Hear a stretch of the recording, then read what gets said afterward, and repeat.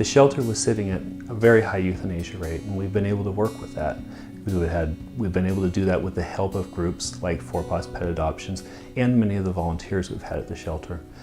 Over the course of the last 15 years, we've taken those numbers and turned them completely on their head. We are now looking at 90% live outcome rate amongst our animals.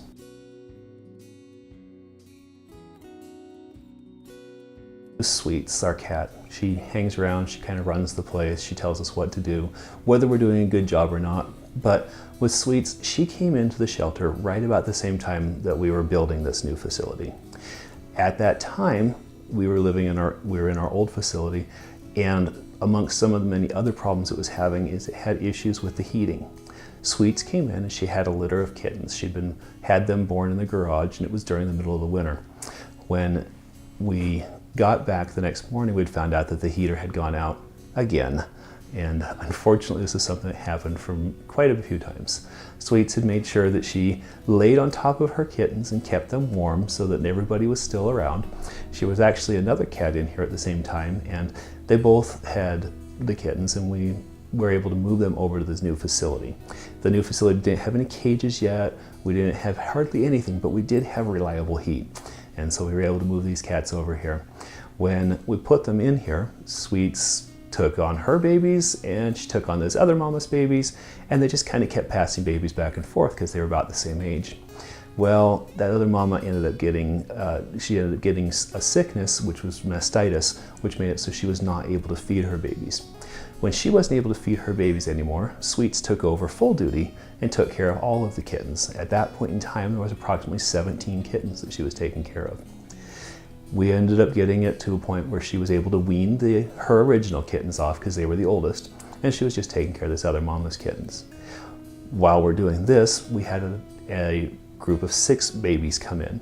These babies were found as a building was getting demolished, and they were without a mother. They were only a few days old, and anytime we can put kittens with a mother cat, they're going to do a lot better than if we have to try to take care of them with the bottle feeding, because there's so many special needs that kittens or puppies have that they're far better off to be with a mother.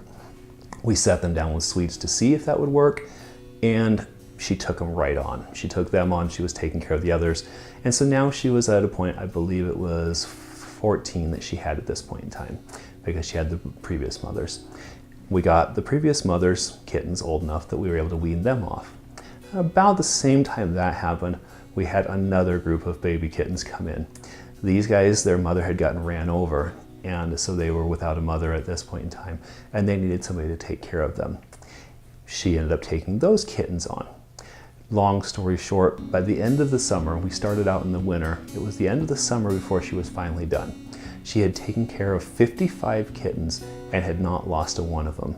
That's a far better record than even any of us have ever been able to do in terms of being able to raise kittens. And so she had taken these 55 kittens, had not lost a one of them, raised them all. At that point in time, we'd become pretty attached to her, and she'd kind of become a figurehead around the shelter. So we took her down, we let her get spayed, and she didn't ever have to worry about having kittens again.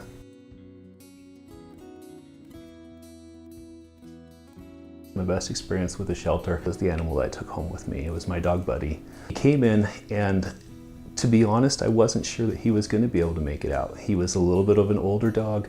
He had some pretty severe medical problems, and it was a spot where I wasn't sure that he was going to be able to make it out of here.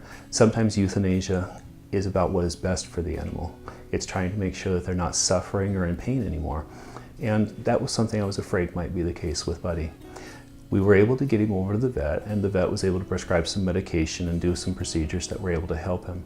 At that point in time, I was able to take him home, and we worked on trying to get that medicine into him so that he could get better.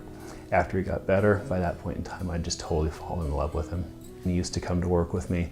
I had got Buddy trained to a point where he knew exactly what I wanted him to do. We would use him to show off for how we were taking the animals for a walk and the different commands that we would give him. He had actually gotten to the point where he knew the routine well enough. He knew when I wanted him to listen and when I didn't want him to listen, so I could show people what we do when an animal doesn't pay attention. So the first time through, we would do it and he would do everything perfectly, and people would be like, wow, that's impressive. And then I would explain to them that not all the dogs are going to do it the right way at first. So if you have an animal who doesn't sit when you tell him to sit, and then he would not sit, and we would help to be able to correct and show everybody how it went. So Buddy was probably one of my best teachers around here, as well as being one of my best friends.